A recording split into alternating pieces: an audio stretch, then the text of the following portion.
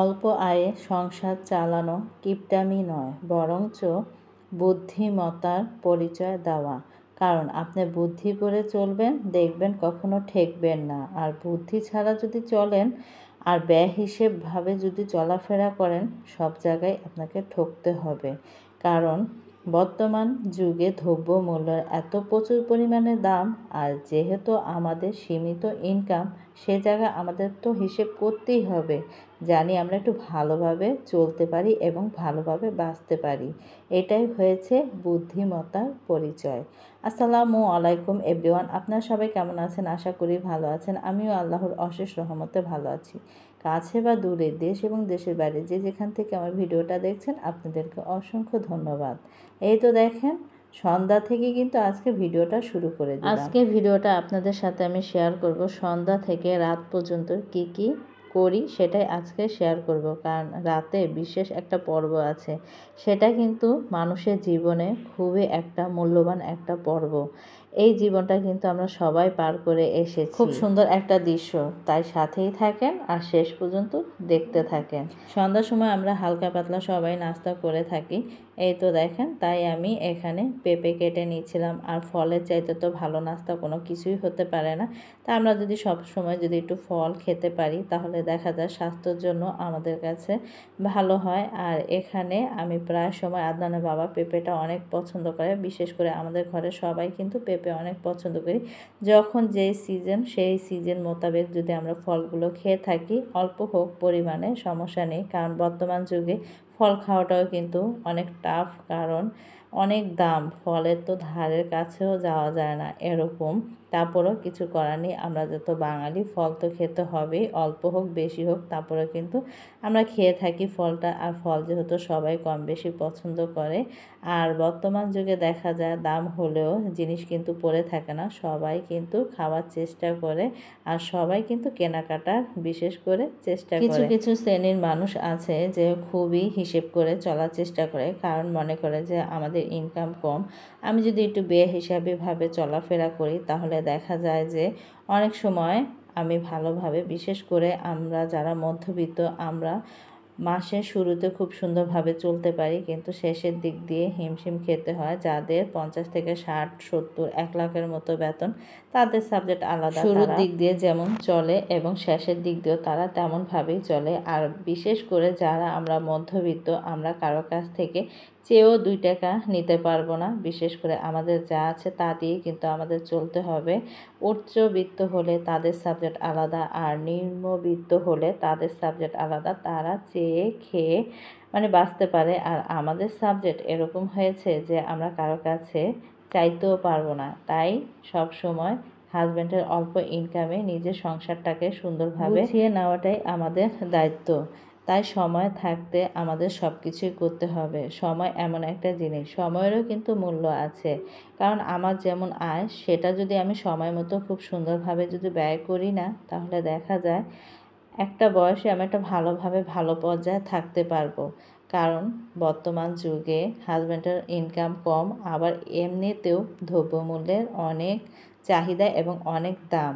তাই আমাদের তো খেয়ে পরে বাঁচতে হবে। তাই সব কিছুর বিনিময়ে আমি যে জিনিসটা করে থাকি, হাজব্যান্ডের প্রথম বেতনটা যখন আমাকে দেয়, তখনই আমি একটা লিস্ট আকারে করে যাবতীয় যে জায়গায় দেনা পাওনা আছে, বিশেষ করে দেনা পাওনা কি, আমি যেটার কথা বলছি আপনারা আবার অন্য কিছু ভাববেন না যে কারো কাছে ঋণ আছে, সেটা কিন্তু সেটা না। অতএব আমার বাসা ভাড়া, বিদ্যুৎ বিল, ছেলের পড়াশোনার খরচ থেকে যাবতীয় ওয়াইফাই বিল, ডিশ বিল, এগুলো কিন্তু আমাকেই বহন করতে হয়।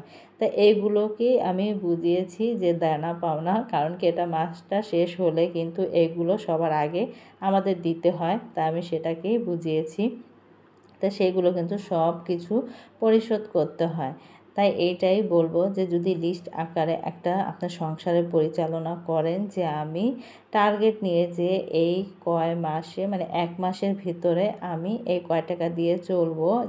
এক একজনের হিসেব এক এক রকম, কারণ কি সবাই একরকম বেতন পায় না। কেউ 10,000 পায়, কেউ 15,000 পায়, কেউ 25,000 পায়, 20,000 পায়, আবার কেউ 30,000ও পায়। হ্যাঁ, অনেক সময় দেখা যায় আমার ফ্যামিলি বেশি, আমার 30,000 টাকাও হয় না। অনেক সময় বর্তমান যুগে একটা ফ্ল্যাট ভাড়াই কিন্তু আপনার 10 থেকে 15 এবং 12-13 ভিতরেও কিন্তু হয়। একেক জনের ফ্ল্যাটের একেক রকম দাম। তা সেটা বুঝেই কিন্তু আমাদের সবকিছু করতে হবে এবং কি আমার খরচ কেমন তা কিন্তু একমাত্র আমিই জানি। অন্য কেউ কিন্তু জানবে না। তা সেই খরচ অনুযায়ী কিন্তু আমাকেই সংসারটা সুন্দরভাবে পরিচালনা করতে হবে। তার সব কিছুর বিনিময়ে আমরা যদি সংসারটাকে একটা টার্গেট নিয়ে যদি চলি না, তাহলে দেখবেন খুব সুন্দরভাবে চলতে পারবেন। আর বিশেষ করে অপ্রয়োজনীয় কোনো জিনিস কেনাকাটা, কারণ বর্তমানে তো বললামই যে সব কিছুরই দাম। যেটা আমার দরকার একবারেই না করলে নয়, সেটা বিশেষ করে কেনা দরকার। আর যেটা যে আজকে না কিনলে আমি 2 দিন পরে কিছু টাকা জমিয়ে আমি কিনতে পারবো, সেটার সাবজেক্ট আলাদা। সেটাকে তো আর একসাথে করে নিলে হবে না, কারণ অল্প ইনকাম। তাই সবসময় ঠান্ডা মেজাজে, ঠান্ডা মাথায় তারপর কিন্তু আমাদের কাজ করতে হবে। আর এখানে আমি কিন্তু এই তো পেঁপে কেটে সবাইকে নিয়ে পেঁপে খেয়ে নিলাম। আর এখানে দেখেন চাউলের আটার রুটি বানাচ্ছি, আর সেটা আম্মা বানাচ্ছে। আমি আবার ভালো বানাতে পারি না, তা আম্মাও বানাচ্ছে। আম্মা তেমন একটা চাউলের আটার রুটি পছন্দ করে না, কিন্তু আমার কাছে বিশেষ করে অনেক ভালো লাগে। তাই আজকে যেহেতু দুপুরে গরুর মাংস রান্না করেছি, তাই ভাবলাম একটু চাউলের আটার রুটি বানাই। গরুর মাংস দিয়ে চাউলের আটার রুটিটা খাবো। আর আম্মা তেমন একটা পছন্দ করে না দেখে তেমনভাবে বানানো হয় না।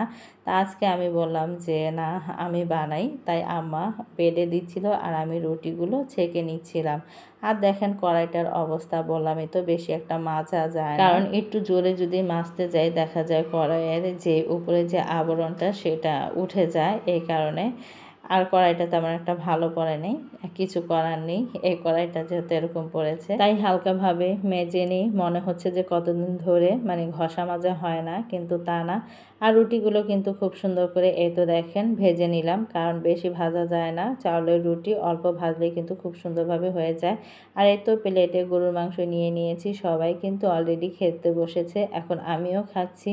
আর এত মজার একটা খাবার, যারা পছন্দ করেন তাদের তো অবশ্যই লোভ লাগছে। যাদের যাদের লোভ লাগছে আমার থেকে একটু খেয়ে নেন, কিছু করার নেই। সামনে থাকলে হয়তোবা দিয়ে খেতাম, হয়তোবা না দিয়েই খেতাম। আর এখন যেহেতু আপনারা কেউ নেই, আর বিশেষ করে এই জন্যই বললাম যে আপনারা সবাই খেয়ে নেন। আর এখানে দেখেন রুটি এত প্রচুর পরিমাণে সফট হয়েছে, আমি কিন্তু মুট করে দেখালাম। আর এত পাতলা পাতলা রুটি, আর পাতলা রুটি খেতেই কিন্তু বিশেষ করে অনেক ভালো লাগে। আর যদি থাকে গরুর মাংস তাহলে তো আর কোনো কথাই নেই, কারণ চালের আটার রুটি দিয়ে কিন্তু গরুর মাংস আর মুরগির মাংস দিয়ে খেতে বিশেষ করে অনেক ভালো লাগে। আমার কাছে চালের আটার রুটি দিয়ে কিন্তু ভাজি বা ডিম দিয়ে খেতে আমার কাছে ভালো লাগে না, অথবা আমি কখনো খাইনি। আমি যতবারই খেয়েছি কিনা মনে করেন যে চাউলের আটার রুটি দিয়ে আমি গরুর মাংস দিয়ে খেয়েছি।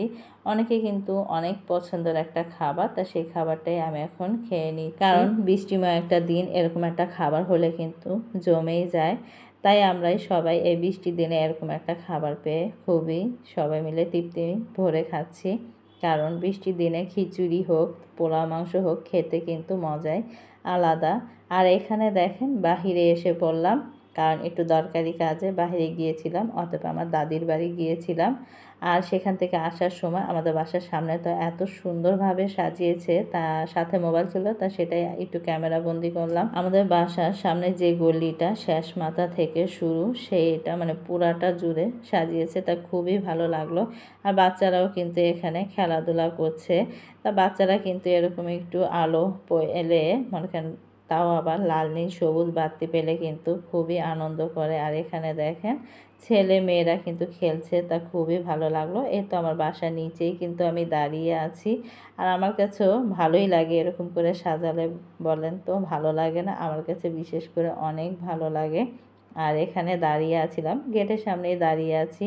আর এখানে দেখেন এই তো পাকনা বুড়ি বের হয়েছে, বাতি দেখে আমাদের ঘেরটা তো একটু শক্ত, তা বের হতে পারছিল না। তাই আমি আবার একটু ফাঁক করে ধরলাম, তারপরে এই তো বেরিয়ে দেখেন দেখছে।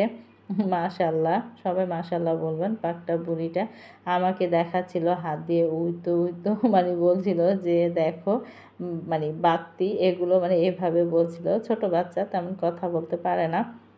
হালকা পাতলা একটু ইশারা দিয়ে বলে। আর আপনাদেরকে তো শুরুতেই বললাম যে বিশেষ একটা পর্ব আপনাদেরকে দেখাবো শেষের দিক দিয়ে। এই তো দেখেন ছেলের গায়ে হলুদ শেষ করে মেয়ের সাথে দেখা করতে এসেছে, কারণ মেয়ের বাড়ি যেহেতু আমাদের বাড়ির পাশের বাড়ি, তাই মেয়ের সাথে দেখা করতে এসেছে। রাত্রের 1টা বাজে, হই হই রই রই একটা ব্যাপার। এসে তো অনেক ডাক ঝাঁক, যে এলাকা জামাই এসেছে সবাই মানে যারা ঘুমিয়েছিল সবাই একত্র হয়ে গিয়েছে আশেপাশে বিল্ডিংয়ে, সবাই তাকিয়ে আছে। আর মেয়েও বাসা থেকে আসলো, মেয়ের বাসায় মেয়ের গায়ে হলুদ হয়েছে, ছেলের বাসায় ছেলের গায়ে হলুদ, তা মেয়ের সাথে দেখা করতে আসলো। তাই ছেলে আর মেয়ে মানে বর আর কনে দুজনে ছবি তুলে নিল। আর এই দৃশ্যটাই মানে এত ভালো লেগেছে। আর অতএব কি, মেয়ে আর ছেলে কিন্তু আগেই কাবিন হয়ে গিয়েছে, এখন উঠিয়ে দেবে, তাই তারা একটু মানে পরিচিত আরও বেশি। যদি নতুন হতো তাহলে একটু শরম পেত। আর যেহেতু এখন তাদের আগে বিয়ে হয়ে গিয়েছে, তাই এখন মনে করেন ফ্রিলিভাবে তারা আছে। আবার অনেকে বলতে পারেন যে কেমন মেয়ে এসেই ছেলের সাথে ছবি তুলছে, কিন্তু তা না, মেয়ে আর ছেলে যেহেতু আগে বিয়ে হয়ে গেছে তাই তারা এখনও ফ্রিলি। আর এই তো দেখেন ছেলে চলে যাচ্ছে, মেয়েও ওখান দিয়ে চলে যাচ্ছে, তাই সেটাই আপনাদের সাথে একটু শেয়ার করলাম। ভিডিওটা আর বড় করব না। সবাই ভালো থাকবেন, সুস্থ থাকবেন, আমাদের জন্য দোয়া করবেন, আমরাও আপনাদের জন্য দোয়া করি। আল্লাহ হাফেজ।